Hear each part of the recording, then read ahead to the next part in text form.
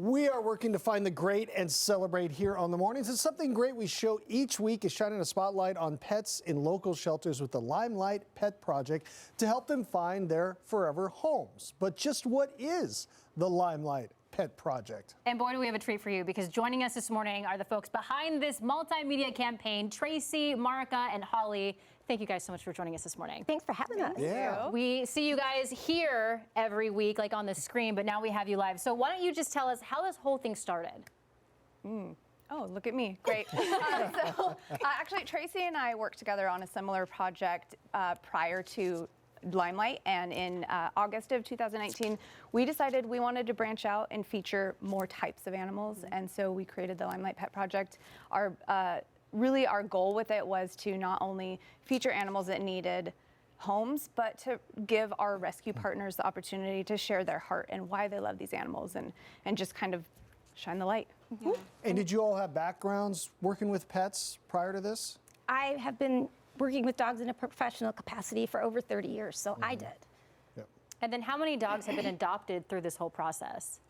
Well, currently our total adoption rate for dogs, cats, horses, goats, everybody we've covered, it's about 50%. Wow. Wow, that's impressive. What are your most memorable shoots? Because you guys go out and shoot with cameras, obviously, Right. these animals. What's some of the most memorable times you've had? Well, definitely the herd of horses Yep. that we just covered. That was really special because we got to shoot on Marika's birthday. Yep. And she's a horse person. And so that was just, it was really special to be able to see her connect with this herd of rescued horses and really capture all of their independent spirits and make sure that they were able to shine. I think mine would have been Rollo, the little dog in the wheelchair last summer, Oh, who yeah. got adopted Yeah. by a disabled veteran. I think that one's my favorite because they saw Rollo on your show, and that's how they found him. So without you guys, Rollo might not have a home. So that one's my favorite. That was a great one. Yeah. Oh, all of them, for sure. Yeah, no, I mean, it is really hard to choose. We do it every Tuesday, so that's a lot of animals. I think the pieces that are the most memorable to me are hearing the stories from our rescue partners, spending time with the animals, photographing them. Holly and I are both professional pet photographers, so this is what we do for a living also. But oh my gosh, yes, the goats for sure. Oh man, that was a fun one. And it's really spending time with these ladies, getting to do this work is the best part of all. Yeah. And we really want to talk about something, because we talk about this pretty much every weekend. Harley and his Yes, DNA journey. Harley, Yes, the great Harley. the great Harley. Right. Yeah. Tell us more about that, and what's cool about it is how he ended up being adopted as well. Yes. So the conversation started at the shelter. We were trying to figure out what kind of dog he was, and with our combined experience, we couldn't figure it out. We didn't know. So we got a DNA test and gave it to Homeward and said, let's do this. So I went on Twitter and we came up with this little contest to see who had the best idea of what Harley was, and it just kind of took off and blew up. And when his results came in, we were all astonished. We had no idea there was collie in him.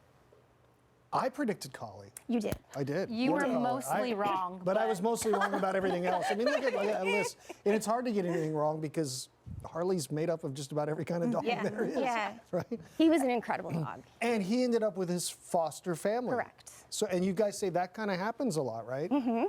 Yeah, we'll come in, do our thing, and especially if we get to interview the foster and they get to share what their experience with that pet is. Sometimes it just sort of triggers some feelings about maybe they aren't ready to say goodbye to this pet, and so they ended up adopting. Yep. And we also know that there's a very special thing you guys do whenever a pet finds their forever home. Yes, this was Marika's idea, and she definitely brings the spark to the project Yep. for ideas So like that. In January of 2020, before the pandemic began here, we decided we wanted to bring some extra energy, because what we do with the Limelight Pet Project is a lot of joy, but it's really about hope. It's about hope for the pets, hope for the rescues, hope for the people who are eventually going to get to rescue the pet that we feature.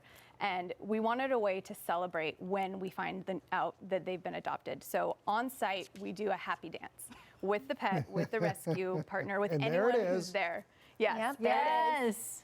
We pull in strangers. Yes, and the key to the happy dance is that we find inspiration in the pets that we meet. Yep. So a lot of the moves that I've come up with have to do with things that maybe a dog has done, or a horse, or a cat, and so Yeah. that's kind of how we do Oh, our with happy Captain Kirk. And We stuff. love that. Oh my goodness. Well, thank you guys so much for joining us today. We love what you do, and we love featuring you here on Fox 13. Thank you. And here's to more happy dances in the future. Yes, thank you. For Thanks, more guys. information on the Limelight Pet Project, head to our website at fox13seattle.com.